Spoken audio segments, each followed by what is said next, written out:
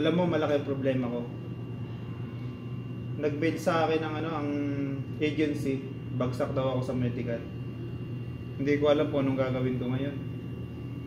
Ano yan sa medical? Bagsak daw ako sa medical. Meron daw akong problema sa kidney. Inaasahan ko pa naman yung laki ng gastos ko doon. Grabe, ano kayang gagawin ko nito? Naisang na ako yung bahay at lupa ko, yung sasakyan ko na ibenta ko para lang dito sa pag-alis na to. Ano sabi ni Laura? Hindi pa niya alam. Ewan ko kung anong gagawin ko, kung uuwi ba ako ng bahay, ipagtatapat sa kanya. Ang hirap harapin. Ang hirap. May maliit akong anak, tapos ganito yung nangyari. Na inaasahan ko, medical na lang ang kulang, okay na. Pero, bakit ganun? Ang lungkot. Hindi ko alam kung anong pagkakakitaan ko ngayon. Nakakaraos ka. Kailangan mo tulong, andito lang ako. Talaga? Yeah, handa ko yung tricycle. Huwag muna bumiyahe. Pagtatricycle driver. Mahirap nga tayo eh. Siyempre naman sa tricycle driver. Ang dami kong pinenta. Nagbenta ako ng bahay, nagbenta ako ng sasakyan. Pag gagawin mo lang ako tricycle driver. Comedy drama nga to.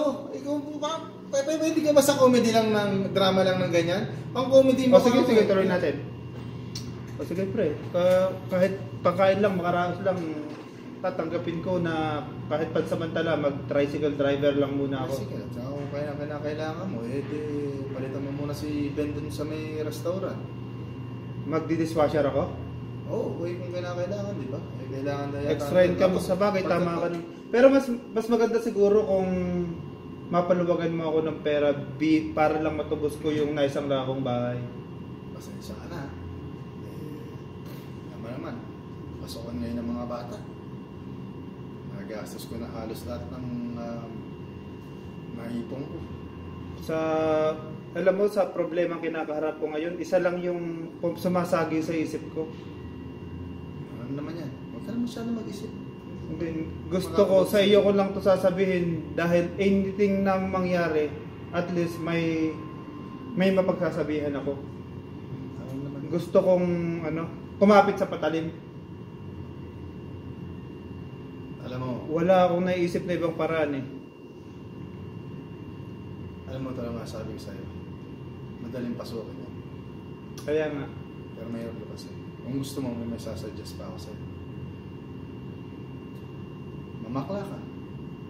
Kapit sa patalim din yun eh. Actually, second option ko yun, pero may first option pa ako. Ikaw ang kakapitan.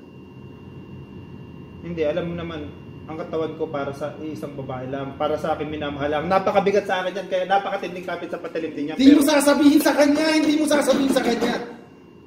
Nagugutom ang mga bata, kailangan mo kumain. Mahirap ang suggestion mo, hindi ko magagawa. Total, nakikwento mo sa akin, nakaranas ka na rin naman dati. Wala pang bayan. Kwento lang yun, walang katotohanan yun. Gusto ko lang may maikwento ako, pero ngayon seryoso ako, wala. Ngayon, kailangan mo kumita ng pera. Eh, sabi mo, ikaw rin naman sabi, pumikit lang ng mata. Masarap din naman. Cut mo muna. Loko-loko ko pa.